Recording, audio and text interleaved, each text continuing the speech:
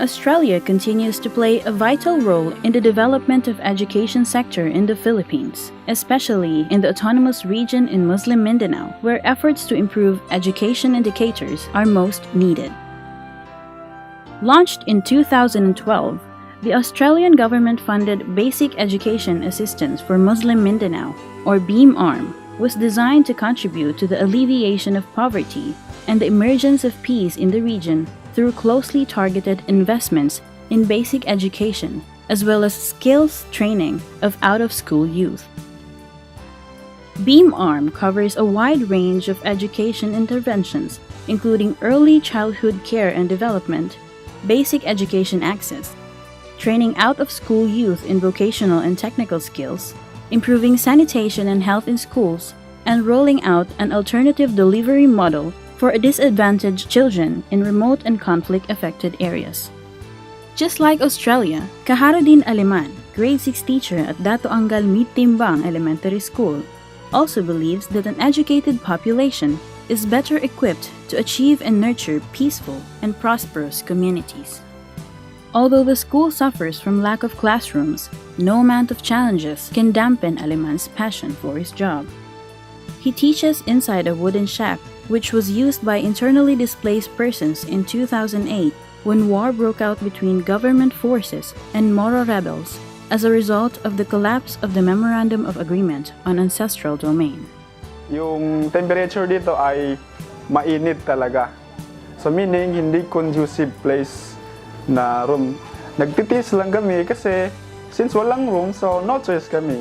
Despite the condition of his classroom, Aleman perseveres to continue teaching, knowing that education is the only key for his students to succeed in life.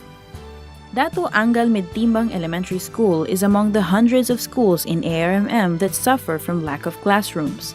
School head Mama Tanto Maliga shared that the school opened in 2011 with no classroom building. So nag-umpisa ako dito noon, ang paral na ito ay walang building. Nagkaroon kami ng building na shelter ng mga evacuate. Nahirapan yung mga bata sa classroom na yun. Parang sardinas sila sa loob. Minsan wala pang upuan, nag-uupo lang diyan sa sahig. So, kawawa talaga tingnan sila. In 2012, the school received 2 classrooms from the Department of Education, but they still fell short of classrooms as their student population increases every year. Fortunately, the school was selected as one of the 50 recipients of the Australian government-funded classrooms in 2014. Maliga said the classroom building constructed by BEAM-ARMM encouraged more parents to send their children to school. He added that the new classroom building also motivated more school children to go to school every day. More than the physical features of a school, parents also consider the curriculum of a school when deciding where to send their children for schooling. Parents in Barangay Bulalo, Sultan Kudarat, Maguindanao are sending their children to Bulalo Islamic Institute Incorporated that offers balanced education through its Tahderia or kindergarten program for Muslim children. Amina Dumato wants her child to learn not only the core subjects such as math, science, and English, but also the Islamic values delivered in Arabic.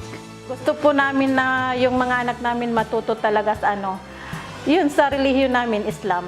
Dumato added that a Muslim child must learn the Islamic values at an early age.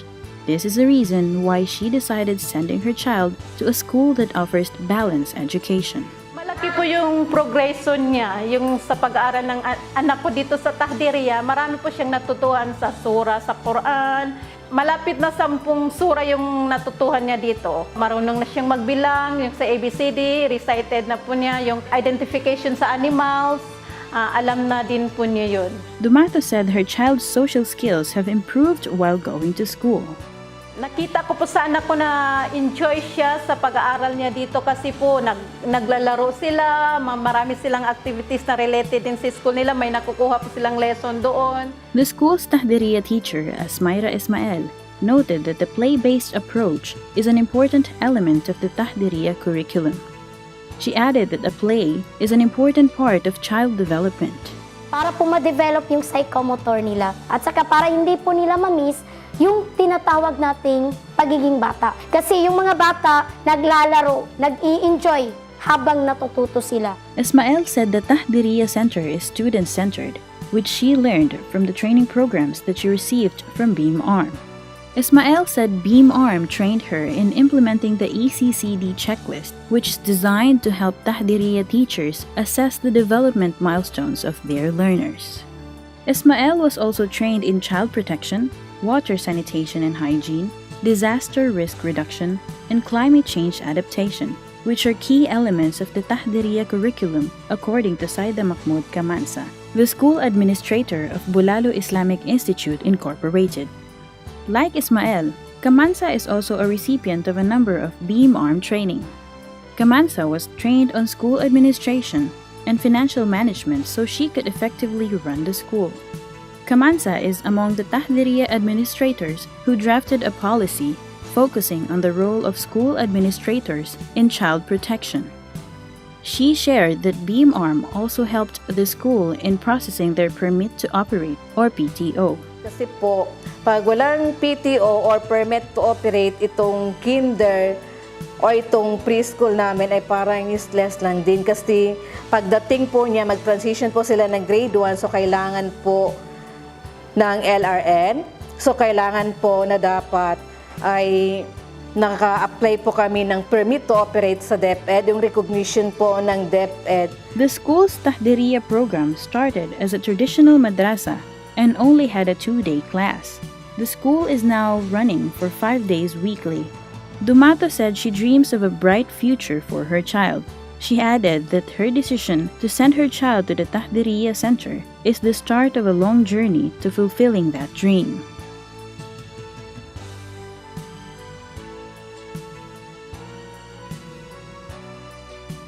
Like Dumato, Jenny Ansaliling also wants the best education for her child. She is grateful for the establishment of an alternative delivery model or ADM Learning Center in Barangay Nangi, Upi, Maguindanao. Saliling did not finish her studies and she does not want her children to end up like her.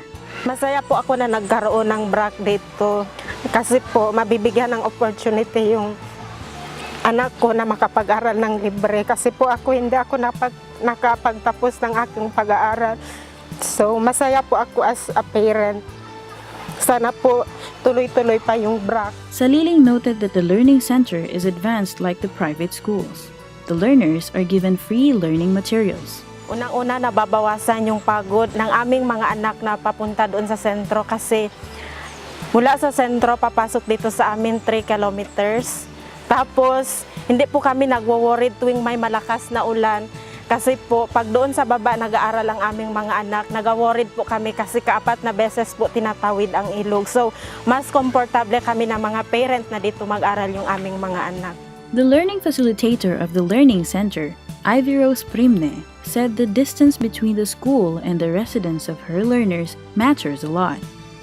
Establishing the Learning Center in a community where many parents did not finish basic education is important according to Primne.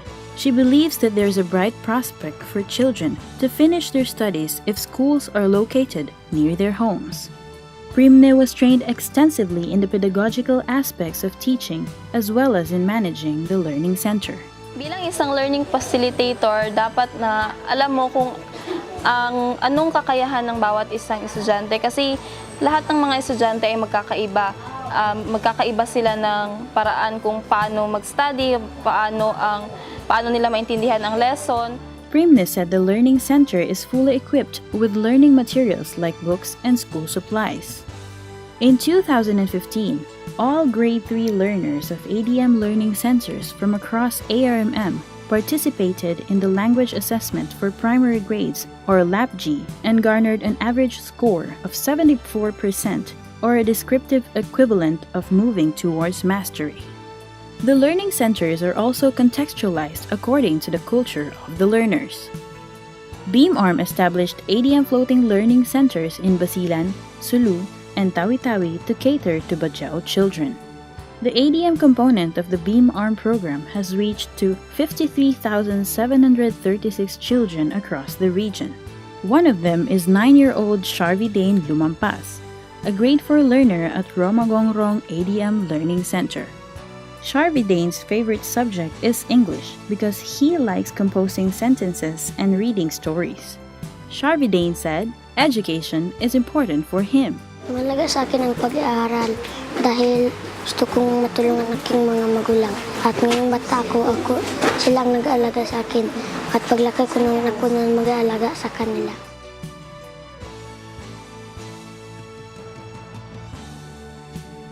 Efforts to promote the Essential Healthcare Program, or EHCP, in ARMM has also gained momentum through the school health component of BEAM-ARMM.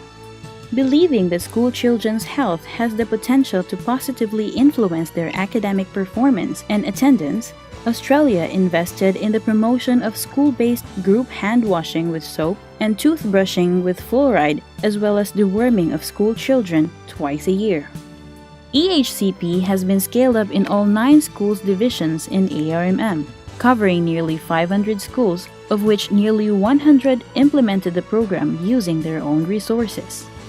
A total of 1,161 group hand-washing modules were installed across ARMM. The program constructed and repaired the toilets of 255 schools to ensure that students are provided access to water, sanitation and hygiene, or wash facilities. BEAM-ARMM successfully lobbied for a policy that provides a direction for DepEd ARMM's efforts on school health. The program supported the development of a new school health and nutrition policy for the region. School health reporting templates were developed for DepEd ARMM health personnel based on the policy, helping school nurses like Annabel Halasgo monitor the progress of school health programs. Halasgo said she now feels her worth as a school nurse because of the systems introduced by BEAM-ARMM. So before yung wala masyadong direction ang aming health program. Last 2012, dumating yung GIZ sa aming school sa Sarmiento West at napili kami as pilot for the Essential Healthcare Program for Mindanao 2 Division. And then, nagkaroon ng program. So may system sila na, na inintroduce, like the hand washing and toothbrushing, proper technique, and also, complementary activity niya is ang deworming. Halasgo shared that regular hand washing and toothbrushing have become a habit for the school children of Sarmiento West Elementary School since then, resulting in decreased incidences of common diseases such as stomach ache and tooth decay. Halasgo said her job has become more meaningful because of the program. The promotion of EHCP goes beyond the schools as students are encouraged to practice hand washing and toothbrushing also in their homes. Parents are also given orientation on deworming so that they will understand the importance of deworming their children twice a year. School head Tarhata Tarapas underscored the importance of involving stakeholders in whatever programs that they will undertake. She said EHCP gave them the opportunity to be closer to their stakeholders, especially the parents of their school children. So yun, nagkaroon tayo ng orientation na kung saan required tanan yung mga bata na ipa-attend yung kanilang parents. Mag-i-invite tayo ng mga tao na may pangalan para ma-convince lang kayo mga nanay, tatay, na hindi po nakakalason yung kagaya ng mga nababalitaan natin. Nandoon ang aming division superintendent, yung aming other stakeholder, yung aming district supervisor, nandoon, uminom kami lahat. So na makita ng mga parents na hindi pala talaga nakakalason. Kaya halos pumayag yung mga parent, lahat. Nagbigay ng parent consent na kaya kami nakadeworm ng ganun kadami. Tarapa shared that it was difficult to convince parents to participate in school activities before. She remembered that in 2015, the school suffered a major setback in their deworming drive because of rumors regarding the side effects of deworming tablets. The orientation was successful as the school was able to deworm more than 600 students in July 2016 and another more than 600 students in January 2017. Tarapa said that it pays to be transparent to your stakeholders. She added that BEAM-ARMM was instrumental in keeping the school's good rapport with them.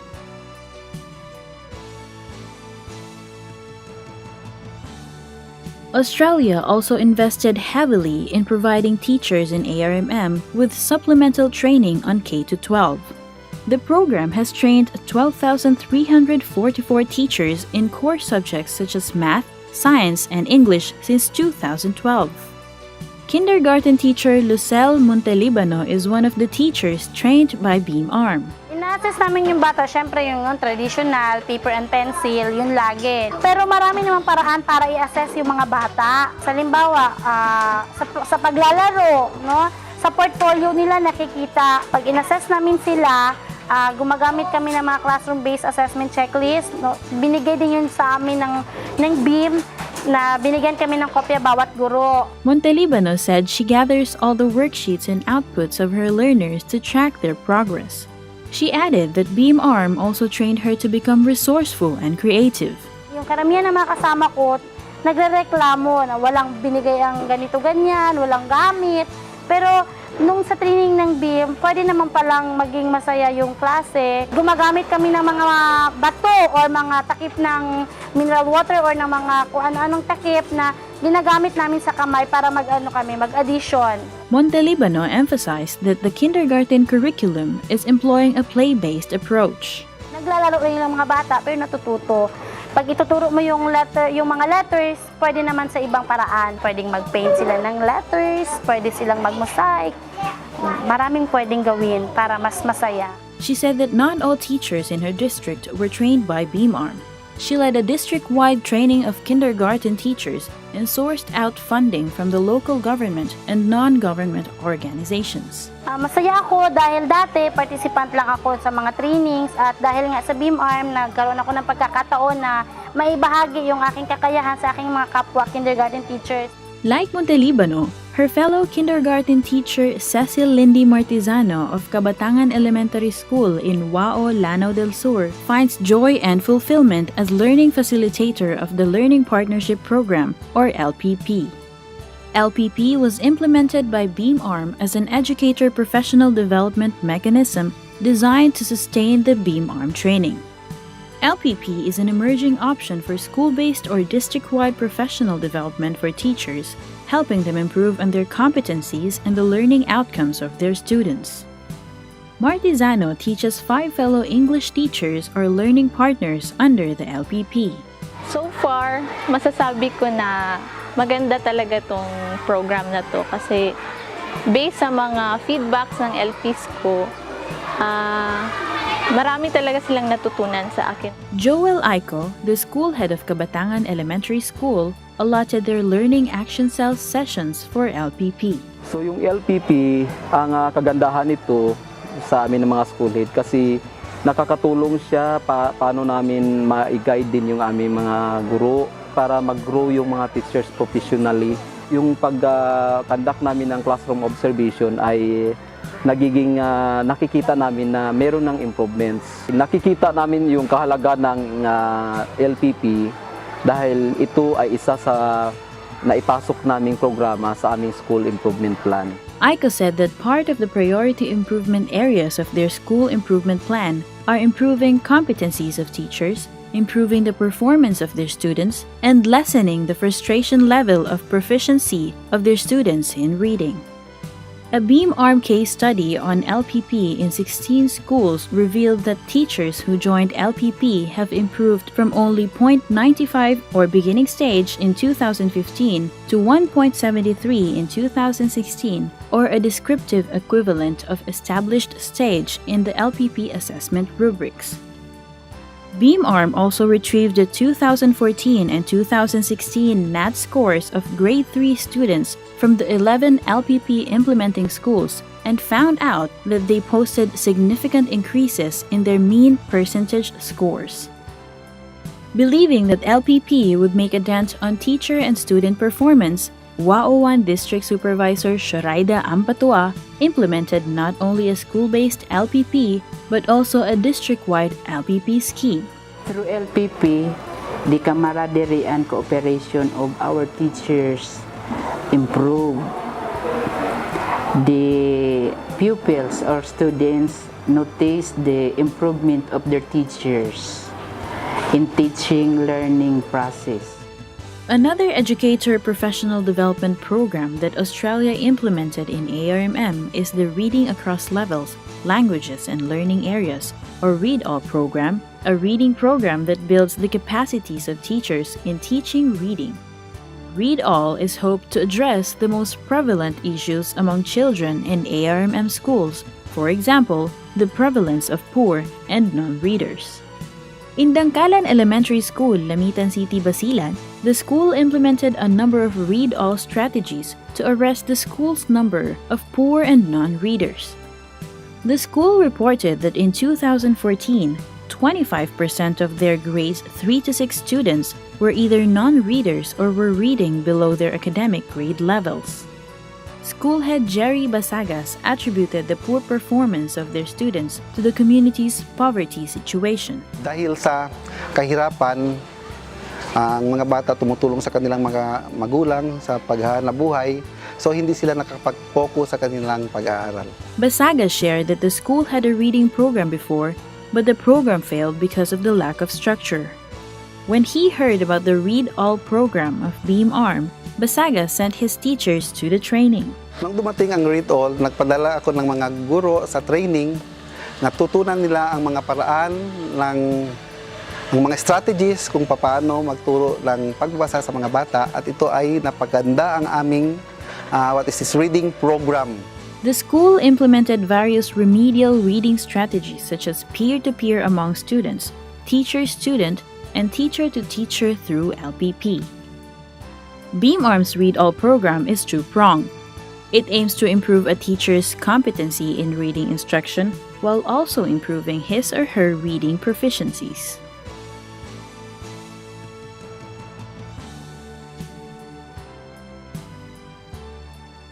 Masaya po dahil nabigyan ako ng chance na makapagturo, makatulong sa mga kapwa ko na hindi marunong bumasa. Mahalaga po ang marunong magbasa dahil kapag marunong na silang magbasa ay pwede na silang mag-aral ng sila-sila na lang.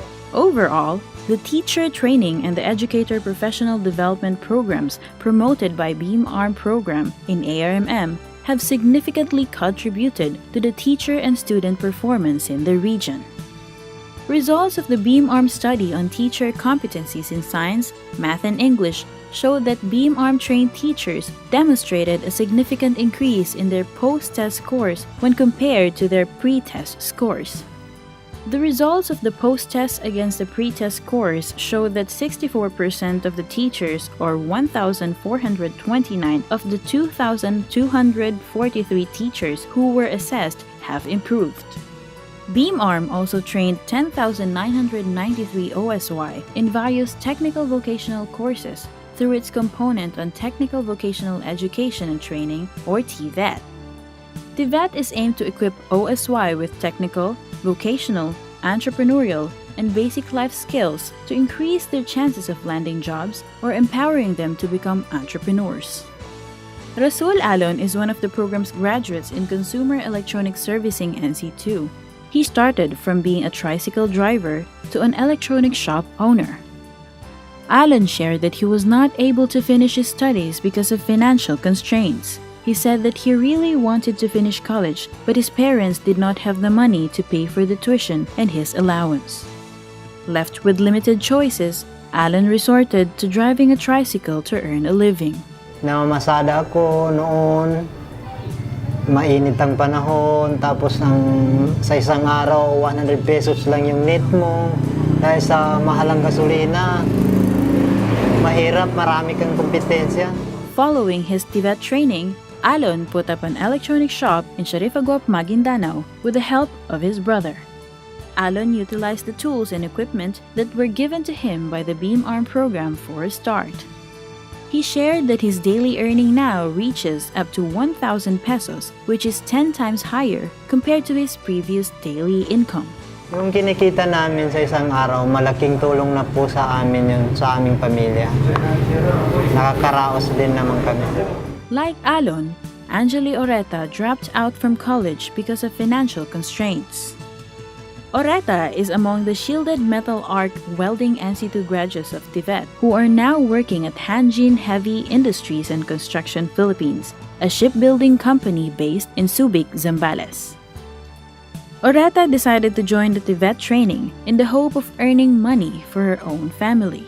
Ang pinaganda po ng BEAM-ARMM ay libre po siya at binigyan po kami ng mga gamit na pang-welding at saka isa na rin po yung mga nagtuturo sa amin magagaling din po.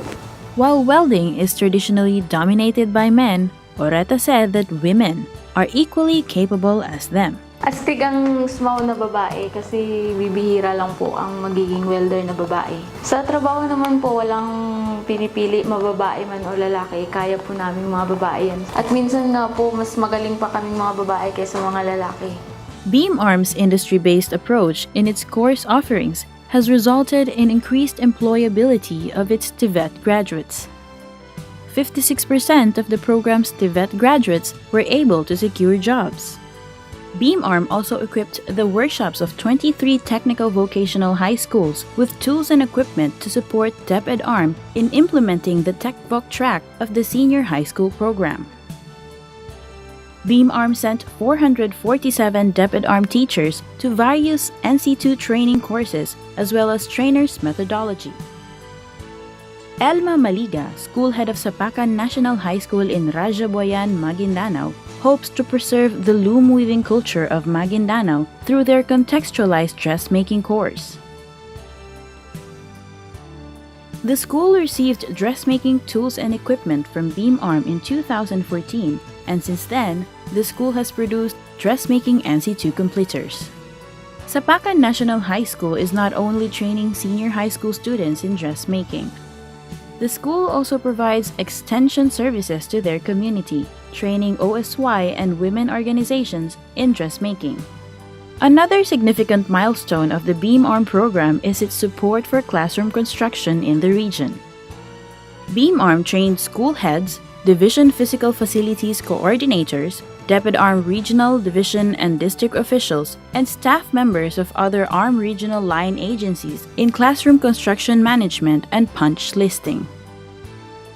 Jermeline Ato, school head of Dato Abdullah Camino National High School, said she had no knowledge on classroom construction before. Ang layo-layo talaga ng experiences ko kasi noon wala akong alam. Alam ko lang na magkaroon ng building. Pero pag mag-start ng construction, hindi ko alam kung kailan sila magsa-start. Sino yung contractor, sino yung engineer, sino yung workers, hindi ko alam. ARMM suffered from poor quality of classroom buildings before. Many are still unfinished. Maguindanao 1 Schools Division Superintendent by Miriam Kawit said contractors would leave a trail of poor and unfinished classroom buildings, depriving school children with quality learning environment. Dati yan ang problema namin, yung marami mga unfinished building, nung hindi pa pumasok ang itong natin sa BEAM. But so far, unti-unti na po nabigyan ng solusyon yan dahil nga sa close monitoring ng BEAM, kasama po kami. Ato, on the other hand, stressed that her participation in the construction of classrooms is important. Dapat maganda yung participation namin. Dapat alam namin yung mga specifications sa pag-construct ng building. Dapat araw-araw i-monitor namin kung tama ba yung ginagawa ng mga workers o hindi kasi in the end, hindi sila ang makikinabang, kami po. Ato said the punch listing is important prior to the handover of the classroom building to the school.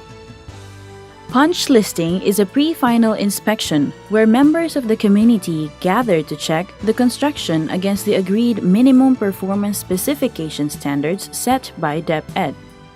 Punch listing involves members of Parent-Teacher Association, barangay officials, and DepEd officials. Napakahalaga talaga ng punch listing kasi sa mga previous na mga buildings na gi-intriga sa amin na hindi kami kontento. Alam namin na hindi ganun. Maraming mga depekto yung paggawa. Ang kahalagahan ng punch listing is na-identify yung mga parts na hindi ayon sa standard. Ayusin talaga yun dapat. Punch listing is a landmark initiative introduced by the Australian government in the Philippines. It promotes transparency and community-driven initiatives to ensure the construction of classrooms are not only conducive to learning, but also a safe haven for school children. Aside from building the capacities of school heads in classroom construction management, BEAM-ARMMM also trained them in preparing their School Improvement Plan or SIP.